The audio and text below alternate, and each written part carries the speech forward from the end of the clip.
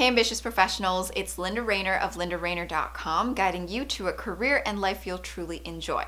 Now in today's video, I'm going to walk you through questions that you really want to ask yourself if you find that you're someone who struggles with social anxiety at work, in the sense that you have trouble communicating and connecting with your coworkers and your bosses, but you want to be able to be seen as leadership material and be considered for senior management positions in the future.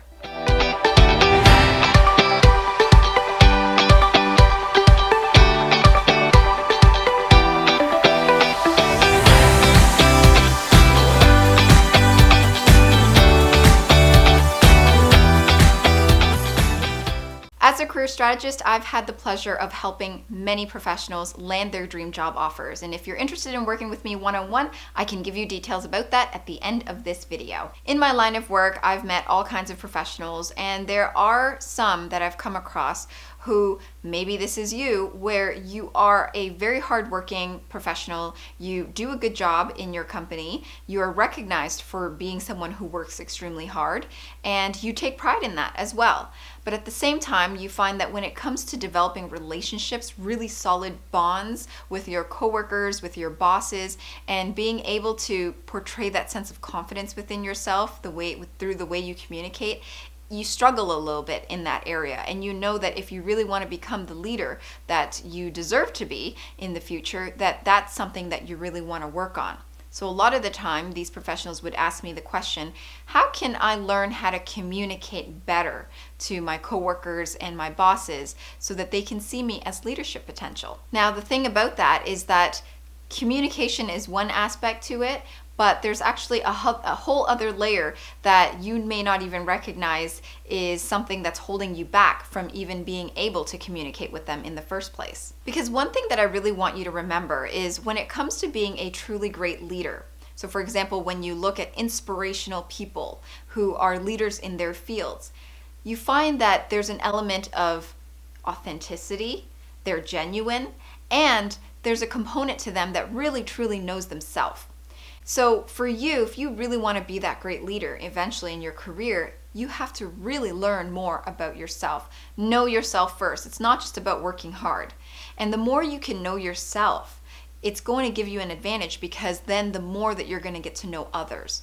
Because if you can understand your own feelings, emotions, thought processes, you can start to relate to others from that perspective. So it's at a much deeper level. And so the bond that you can create with other people, other human beings, is going to be at a much deeper level rather than just very surface level conversation. So now let's go through the questions. And I want you, as we go through, to really ask yourself, is this something that I'm dealing with?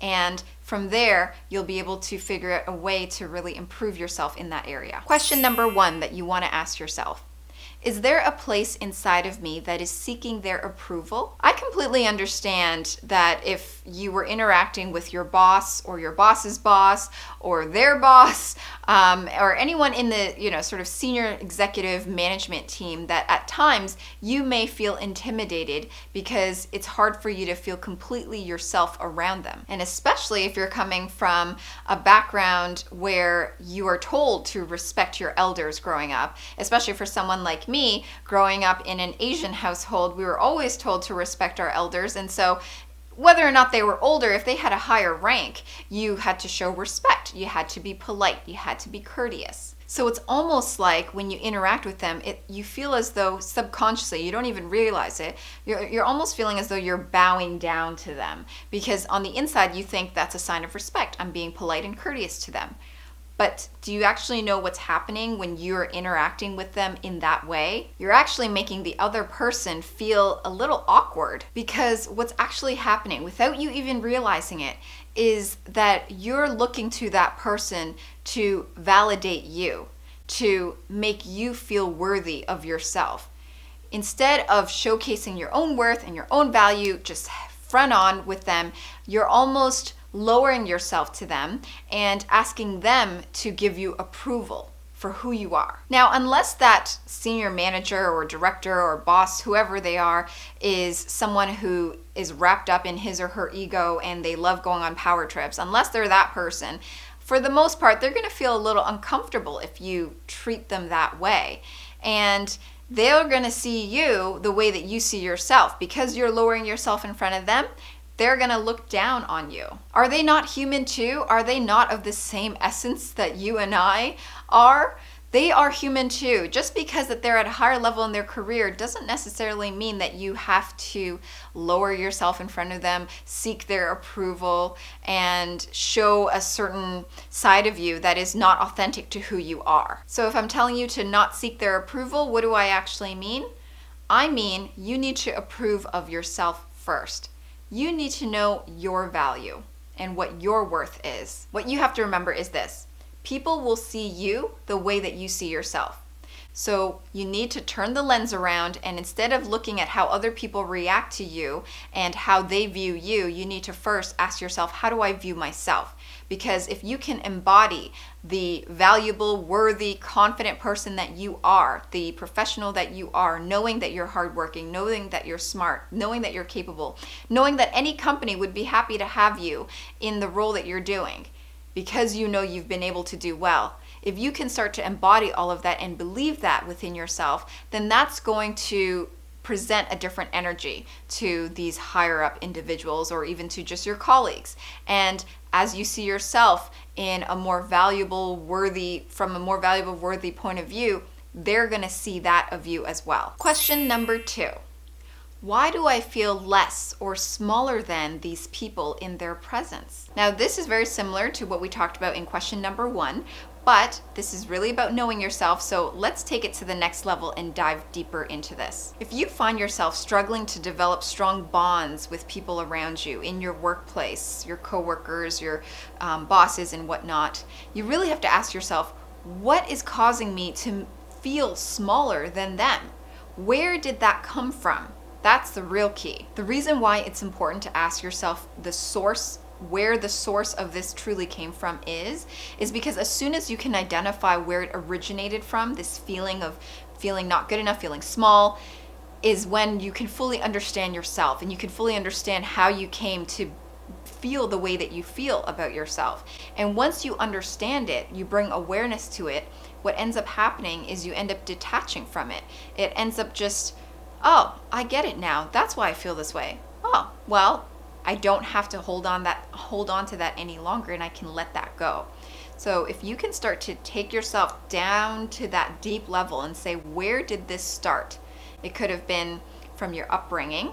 Actually, the likelihood is that it came from your upbringing, where perhaps your parents, your family situation, you were raised in a way where you were taught that you had to lower yourself in front of older, wiser people, and you had to assume that you just didn't know as much.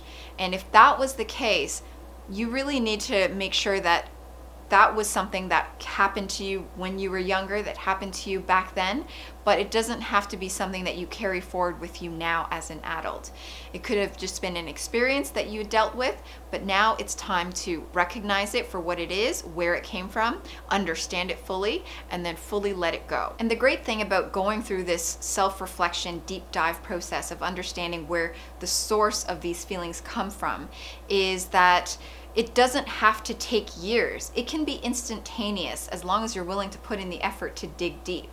So reflect on this, and once you are able to find the answer to where the source of your feelings come from, you're able to understand yourself better, you're able to detach from it, let it go, and you're able to appreciate the lesson that it's taught you about yourself. And then from there, you're going to be able to move forward in your career with a more positive outlook and with greater levels of confidence. Question number 3. Do I know how to truly be myself and express who I really am? After you've gone through questions 1 and 2, you'll probably get to a point where you're going to say, now so what? Now what? How do I act in front of others? How do I present myself? How do I express who I am? Who am I? And the answer is, you don't present, you don't act, you're just simply there. You're just simply you. You connect. You connect with the people that are around you in a genuine way without looking to them for approval, without looking to them to determine who you are. You are instead determining who you are first, knowing who you are from the inside first, and portraying that outwards. not looking to the world for feedback about who you are and what makes you special, and then swallowing and taking that in. That's the reverse way of living. So to be a truly authentic, genuine leader, it's about living from the inside out. It's about understanding who you are truthfully from the inside, understanding all your nuances, and then being able to connect with another human being in a genuine way, because the more you understand yourself, like I said, the more you can understand the other person. And the wonderful thing about this is you're gonna start feeling less fearful and worried about what others think of you, because you realize that actually they're also going through the same struggles as you, that they are also looking to the world, looking to others to determine their worth, their value. And you can see it in them because you've already recognized it in yourself. And so when you can understand another person, you start to feel less fearful about what they'll think of you, what you'll start worrying less about other people's thoughts, because it has no value. At the end of the day, people are wrapped up in their own issues anyway. So as long as you can clear your own issues, then you can move into the world with more confidence. And if you see someone or interact with a coworker who is dealing with their own issues, you can just be present, observe, assist them if you can, give them advice if you need to, help them along the way, guide them and interact with them in a way that they're going to feel comforted. And you're not doing anything above and beyond who you already are. If you don't feel like doing that, you don't have to, but it's just gonna be you interacting with the world, with people in a completely different way. And that's what's going to generate your leadership abilities. You know, your ability to connect with others, your ability to understand others is what's going to allow you to feel like a genuine leader. And then once you feel like a genuine leader, people are going to feel that you are as well. So there you have it, my 3 questions on how you can overcome social anxiety at work, and so that you can become the true leader that you're meant to be. Now, if you're someone who is in your current job, you're not happy there because you realize there is limited growth potential for you, and you're wanting to find the next opportunity, but you've been looking for several months and it just has not been working, and you realize that you need to learn how to sell yourself more effectively, then feel free to head on over to my website, lindarainer.com/standoutgethired. That's my one-on-one coaching program where I work with professionals who are looking to land their dream job offers, and I help them along the way and along the process. So if this is something that you're interested in, then fill out the application form. If I feel that you're a fit, I will reach out to you. If you like this video, then please give it a thumbs up, subscribe, share it with your friends. Thank you so much for watching, and I will see you next time.